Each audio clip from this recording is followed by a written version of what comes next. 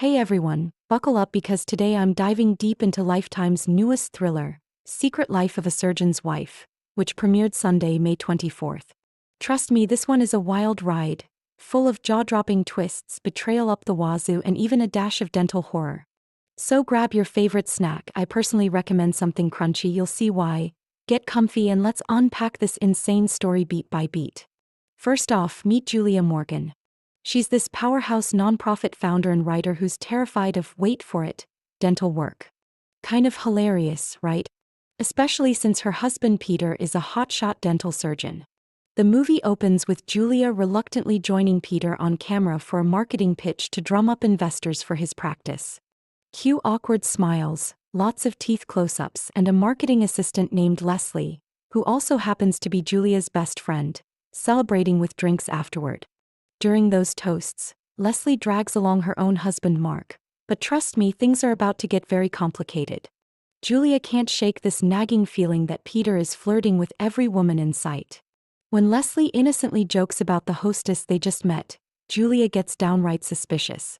Peter apologizes, saying the hostess is an old patient, and dashes off to help someone with a tooth emergency. But Julia's gut says something's off, so she tails him to a nearby hotel. And that's where the first bomb drops. Through the glass doors, Julia freezes in horror as she watches Leslie and Peter lock lips in the lobby.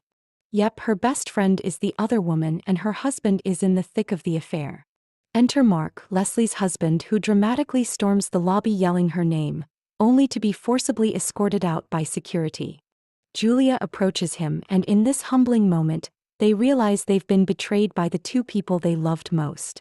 But these are smart cookies.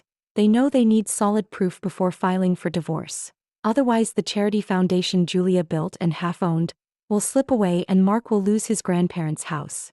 So the two grieving spouses hatch a plan. They'll pretend everything's normal while secretly gathering evidence. They even bring in a private investigator named Sherman. Scope out Peter's next big speaking gig at a dental convention, snap incriminating photos, and nail down those divorce papers. Sounds straightforward, right? Well, not for Sherman. He clocks Peter heading into a hotel room with the notorious assistant and plops down in the adjacent parking lot with a giant telephoto lens, completely exposed.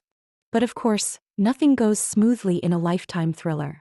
Peter and Leslie spot Sherman mid-surveillance.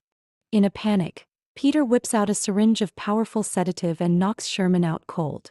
Leslie helps smash his car window so he can't call for backup. And before you know it, Sherman is dead from an overdose. Talk about an accidental homicide. They panic, bundle his body into their car and stash him off-site. Meanwhile, Julia and Mark go full amateur detective, breaking into the PI's place to find a hidden flash drive with all the damning footage. They pour whiskey, watch the tapes, and surprised they end up getting closer in a totally unscripted moment of catharsis.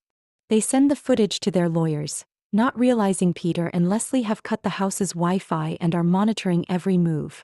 The body count is about to rise. Peter injects Mark with a sublethal dose of the sedative, enough to incapacitate but not kill.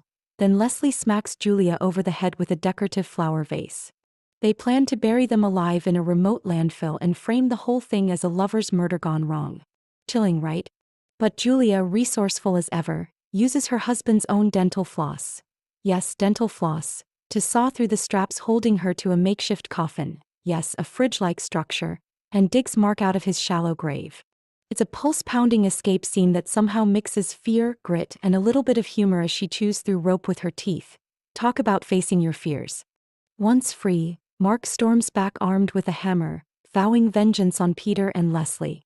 A chaotic brawl ensues in the trash-strewn landfill, complete with swinging hammers and desperate grappling. Julia, fueled by adrenaline and righteous fury, manages to subdue them both just as police lights flash on the horizon. It turns out the security footage from the dental convention, and the PI's suspicious disappearance, gave law enforcement enough breadcrumbs to close in on Peter and Leslie. In the final moments, we see our heroes safe. Peter and Leslie are in handcuffs, the charity foundation is secure, and Julia overcomes her lifelong dental phobia by bravely sitting in a dentist's chair. Only this time it's for a routine cleaning with a kindly hygienist. It's a fitting bookend showing just how far she's come from the terrified woman who couldn't even look at a dental drill. So, what makes Secret Life of a Surgeon's Wife so addictive? It's that perfect blend of domestic drama and edge-of-your-seat thriller.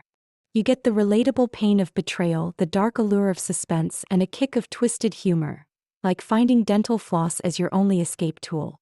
Gina Vittori embodies Julia's strength and vulnerability with just the right nuance, while Justin Bertie as Peter plays the scheming spouse with a smolder that Lifetime viewers live for. If you're into thrillers that mix real-world domestic stakes with over-the-top plot twists, this one is a no-brainer. It's roughly 90 minutes of non-stop intrigue, and I promise you'll spend most of that time clutching your remote, gasping, and maybe even letting out a triumphant yes when Julia finally fights back. And hey, if you're squeamish about dentists, there's a bit of schadenfreude in watching Julia conquer her fears in the most dramatic way possible. That's my deep dive recap. Let me know in the comments if you caught the premiere and what you think of Julia's flossing escape. Would you have used that tactic? And most importantly, is it time to floss like nobody's watching? Thanks for hanging out, and I'll catch you in the next one, where we'll tackle even more juicy Lifetime thrills.